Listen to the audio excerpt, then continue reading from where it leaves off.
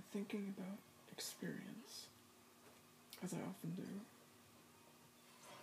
and in my current train of thought, I found it very useful to distinguish different components of our experience, even though our experience is generally some sort of combination of its various components. It is possible for us, and we often do, experience those components separately under certain circumstances. And in thinking about them, there's some value in distinguishing them and talking about the effect that those components of experience have on us. So before we talk about experience itself, it is useful to distinguish it from realities. So reality, of course, is the world which can be observed scientifically through scientific instrumentation, which gives us a quantifiable measure of the physical universe, everything that really exists physically, and it's not possible for... Yeah, I know. It's not possible for humans to experience reality directly. Of course, our senses are informed by reality, but our experience itself assigns qualities to that, and this is where we get into the first component of experience that I distinguish, which is the sensory experience. Now, whenever we experience things with our senses, we see, hear, taste, touch, whatever, we assign qualities to it. If you see something, it is beautiful or ugly. Sound is loud or quiet or irritating or what have you. And those qualities are assigned unconsciously.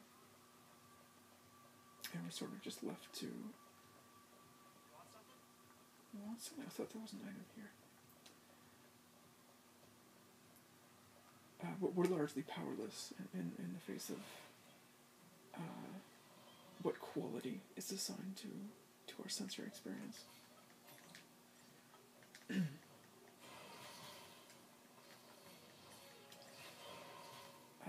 The next component that I distinguish is the conscious experience, that being one that is defined largely by language. Without language, you don't really have a conscious voice inside your head speaking to you. Of course, we think of that voice as our self.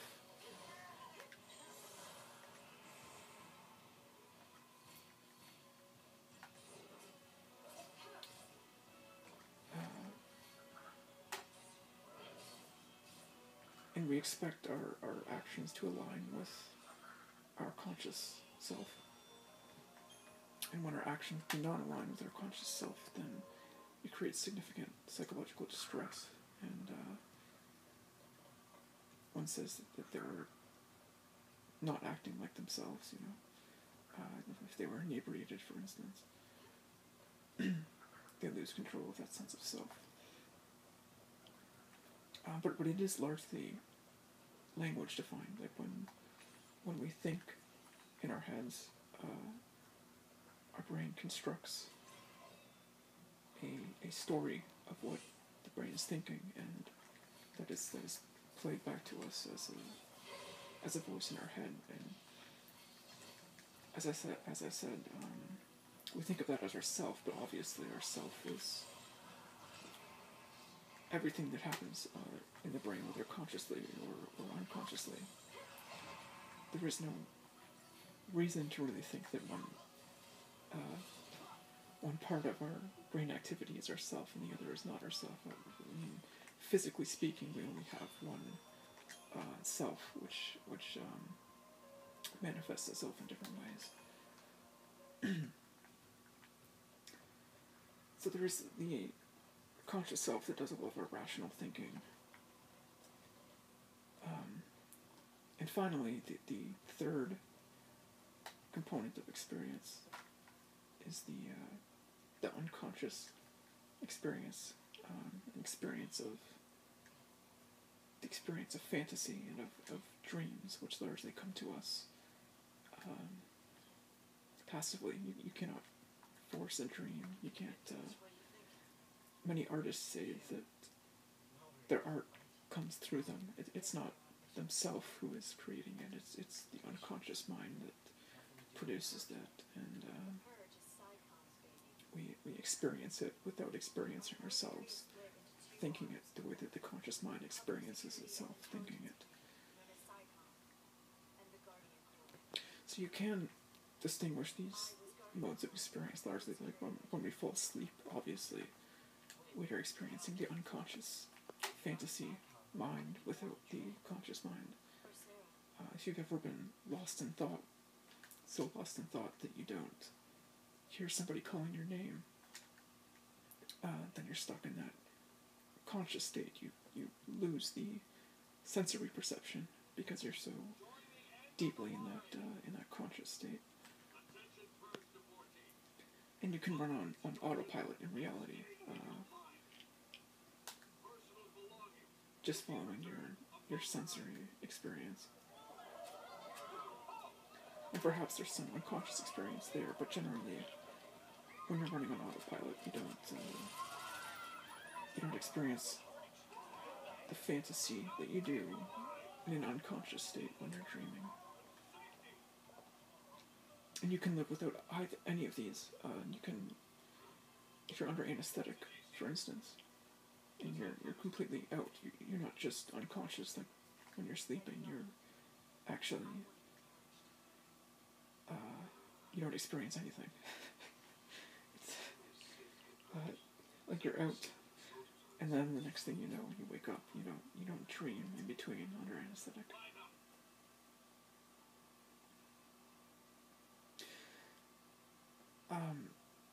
So I find that with myself, and I think with a lot of people in our modern age,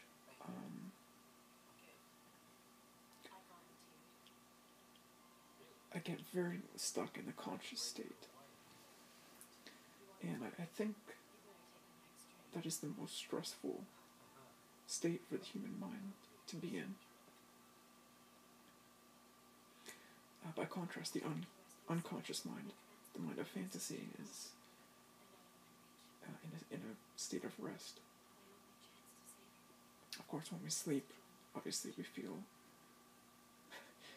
rested. We need to sleep. We need to enter that state of unconscious fantasy. We need that experience to recuperate. And being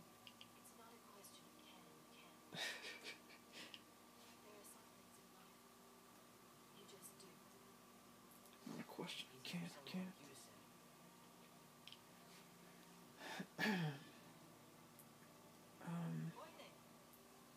So you left me.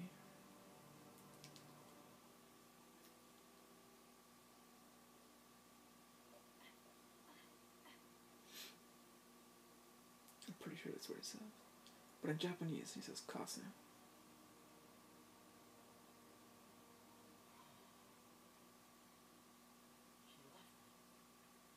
Yeah, I'm pretty sure he says kase in Japanese.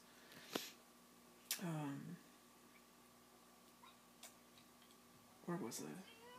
And if you're someone who has had some past trauma, whether you've experienced childhood neglect or bullying or what have you, it's very easy to get stuck in that conscious state of mind, thinking like, what do I need to do differently to get myself out of this state that I'm in, that I don't want to be in. And I don't think it's very productive.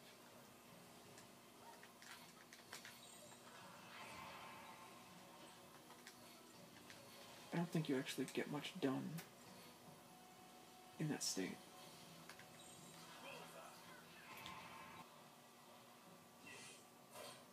It's easy to forget if you're someone who's very stuck in a conscious state of thinking,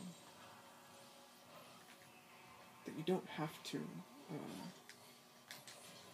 be stuck like that all the time. You can leave your unconscious mind to handle things, and it's pretty good at what it does.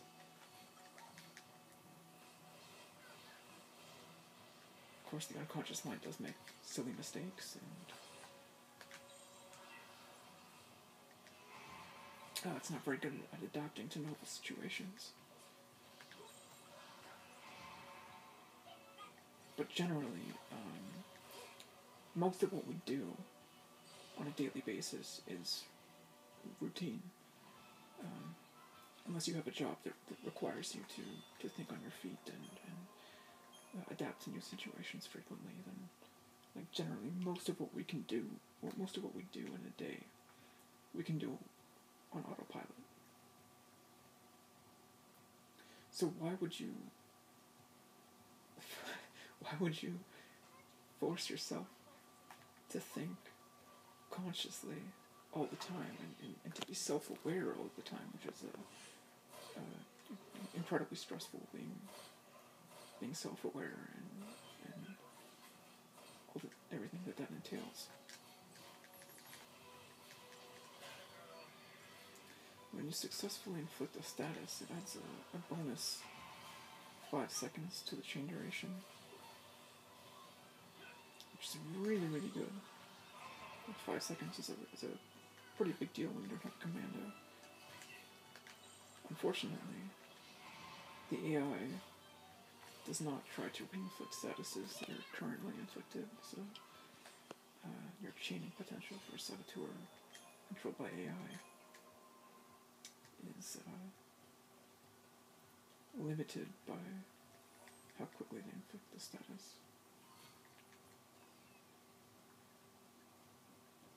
Long story short, you have to keep an eye on who's got a status inflicted and don't drop the chain.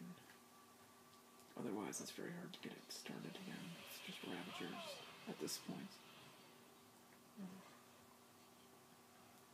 That is the big lesson of Chapter 4 that the game doesn't really tell you. But that's what they want you to do.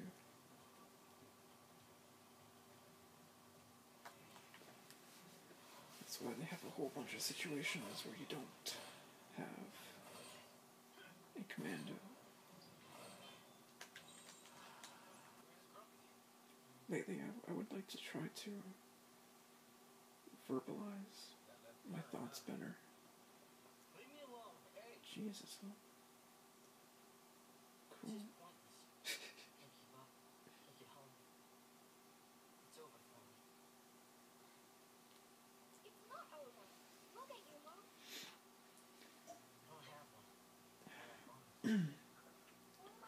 Often my thoughts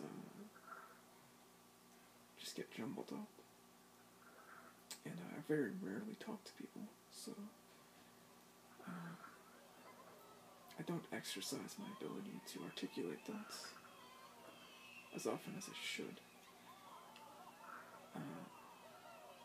And I know it's very common for people to find ways to put their thoughts into words. That's what anyone who keeps a diary does. But I'm not partial to just writing things in a diary.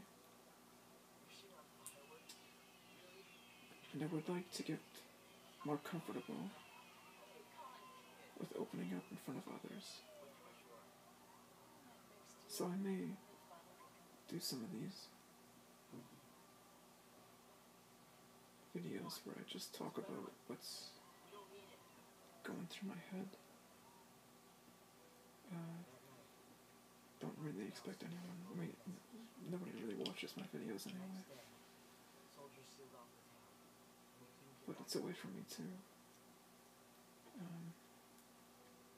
make a little more sense of what I'm thinking. rather than just letting those thoughts fly around and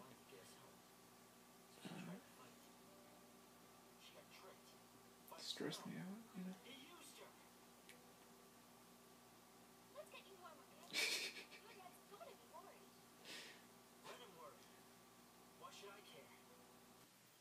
I think it's important to respect the unconscious mind, unconscious experience, as much as one respects conscious thought and conscious experience, conscious desires. Although we may think of our unconscious self as irrational,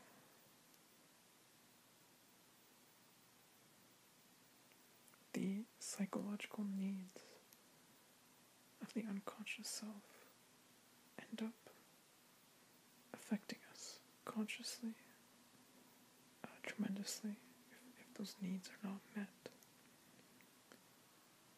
And thus, another benefit, I think, of letting the unconscious mind run the body on autopilot, besides just getting rest from the stress of self-awareness and constant rationalization, is being able to meet the needs of the unconscious self and accepting that part of yourself, accepting that that's part of who you are. You're not always going to be rational. You're not always going to act according to